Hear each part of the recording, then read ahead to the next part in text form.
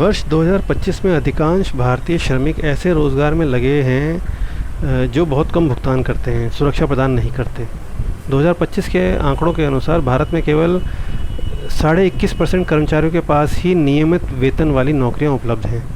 भारत में 56.2% लोग स्वनियोजित हैं और 20.2% लोग आकस्मिक या कैजुअल श्रम पर निर्भर हैं। भारत में 100 में से केवल 14 लोगों के पास वेतन वाली नौकरी है, जबकि वियतनाम में यह संख्या 46 है और चीन में यह संख्या 55 है। भारत में नियमित वेतनभोगी कर्मचारियों की हिस्सेदारी पिछले 2 दशक में 21.7 से बढ़कर केवल 23.6 तक पहुंची है, जो कि बहुत कम है।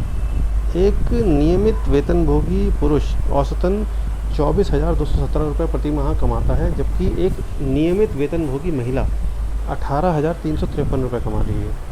आकस्मिक मजदूरी करने वाले एक पुरुष को औसतन 456 रुपये प्रतिदिन और महिला को केवल 315 रुपये प्रतिदिन ही मिलते हैं।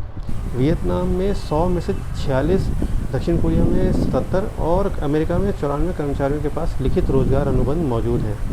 भारत में छोटे विनिर्माण कारखानों, जिसमें 20 से कम कर्मचारी हैं, इनकी संख्या लगभग 35% है, जो अन्य प्रतिस्पर्धी देशों की तुलना में बहुत कम है। सख्त और जटिल श्रम कानूनों के डर से भारतीय कंपनियां जानबूझकर अपने आकार को छोटा रखती हैं या कॉन्ट्रैक्ट पर काम करवाती हैं। 500 कर्मचारियों वाली कंपनी भारतीय कपड़ा फर्म में वैधानिक खर्चों के कारण न्यूनतम मजदूरी की लागत मध्यिका मजदूरी से 1.3 गुना अधिक हो जाती है। भारत में किसी कर्मचारी को 5 साल की सेवा के बाद निकालने की न्यूनतम लागत 5.5 महीने के वेतन के बराबर बैठती है। भारत में काम करने के घंटों में लचीलापन न होना और ओवरटाइम की ऊंची लागत कंपनियों को बड़ा बनने और नई नियुक्तियां करने से रोकती है।